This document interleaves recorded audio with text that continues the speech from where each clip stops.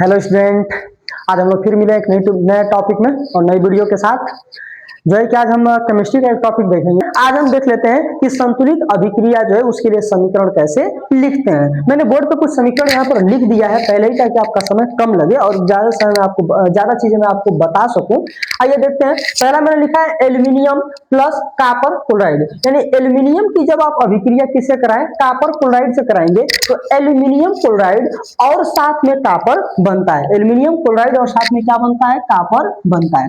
तो चलिए हम लोग देख लेते हैं इसके कैसे लिखे जाते हैं समीकरण। सबसे पहले एल्यूमिनियम, तो एल्यूमिनियम का सिंबल होता है Al, एल्यूमिनियम का सिंबल होता है Al और इसका रिएक्शन किससे कराना है, कॉपर क्लोराइड से। तो कॉपर का सिंबल होता है Cu और क्लोराइड का होता है Cl, क्लोराइड का होता है Cl। और जब इसके साथ ये अभिक्रिया करता है तो क्या बनाता है, तो एल्यूमिनियम क्लोराइड। तो एल्यूमिनियम क्लोराइड यानी Al और क्लोराइड का मतलब Cl, तो एल्यूमिनियम क्लोराइड बनाता है और साथ में क्या बनाता है, कॉपर बनाता है। तो ये है कॉपर। इस तरह से अभिक्रिया आपकी पूरी हो जाएगी। समीकरण को देख लेते हैं।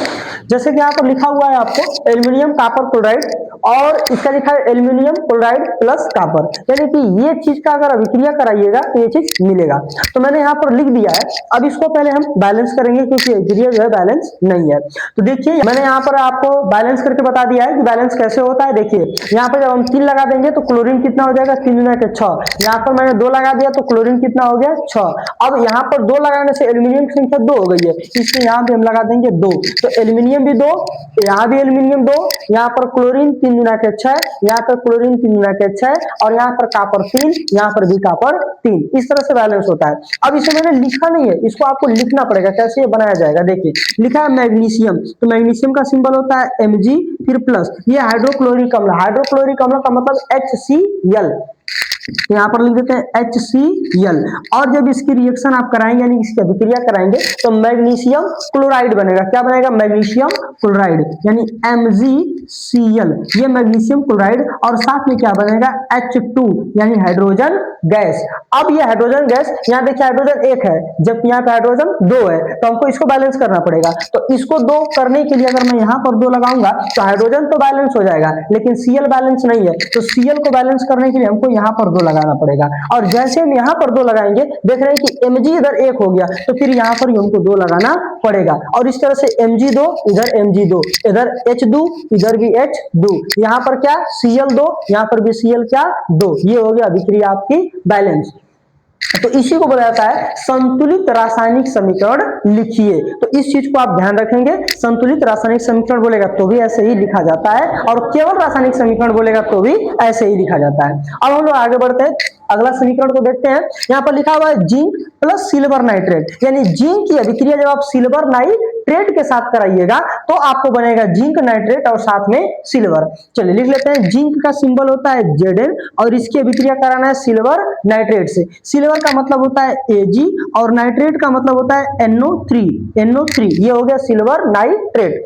और जब इसकी अभिक्रिया आप करा देंगे तो आपको मिलेगा जिंक नाइट्रेट का होल ट्वाइस, ये होल ट्वाइस, ये ट्वाइस होता है 2 लगाया जाता है, ये मिल जाएगा। जिंक नाइट्रेट का सूत्र होता है और साथ में क्या बनेगा आपका Zn, यानी कि नहीं सिल्वर बन रहा है ना, तो सिल्वर का मतलब Ag, सिल्वर का मतलब Ag, ये सिल्वर बन जाता है। अब ये अगर बैलेंस नहीं हुआ तो इसको बैलेंस भी कर लेते हैं। देखिए यहाँ पर हाइड्रोजन तो नहीं है इसमें, ऑक्सीजन हो गया। देखो बाहर 2 है मतलब 3 के 6, तो ऑक्सीजन तो है 6 यहाँ पर। तो एक काम करते हैं यहाँ पर भी 2 लगा देते हैं तो ऑक्सीजन हो जाएगा 6। ऑक्सीजन जैसे 6 हो गया, हमको Ag को बैलेंस करना होगा, तो Ag2 है तो यहाँ भी कर दीजिए 2, Ag2।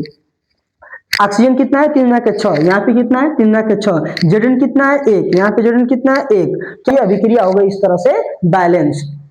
अगली अभिक्रिया देखते हैं। लिखा हुआ है जिंक कार्बोनेट। जब जिंक कार्बोनेट को हम ताप देते हैं यानी कि गर्म करते हैं, जब इसको हम गर्म करते हैं तो ये क्या बनाएगा, जिंक ऑक्साइड बनाएगा और साथ में कार्बन डाइऑक्साइड गैस बनाता है। तो देखिए कार्बोनेट, इसका सूत्र लेता हूं जिंक कार्बोनेट का। जिंक का तब से मैं बार बार बोल रहा हूं, जिंक का मतलब Zn होता है और कार्बोनेट का होता है CO3, ये हो गया जिंक कार्बोनेट। जब इसको आप गर्म करिएगा तो बनाएगा जिंक ऑक्साइड, जिंक यानी Zn, ऑक्साइड का मतलब O लगा दीजिए यानी ऑक्सीजन लगा दीजिए, ये हो जाएगा जिंक ऑक्साइड और साथ बना रहा है कार्बन डाइऑक्साइड गैस, तो CO2 ये बन गया कार्बन डाइऑक्साइड गैस। ये अभिक्रिया बैलेंस भी होनी चाहिए, चेक कर लेते हैं। यहाँ पर देखिए 3 है यानी कि CO3 है, यानी 3 गो ऑक्सीजन है, यहाँ पर भी 2 गो ऑक्सीजन और ये एगो 3 गो ऑक्सीजन, एगो ZN एगो ZN, एगो CO मतलब कि ये कार्बन और यहाँ भी एक है कार्बन, और इस तरह से टोटल आपकी अभिक्रिया कंप्लीट है। इस प्रकार के समीकरण आपको मिलेंगे जिसको आपको लिखना होगा।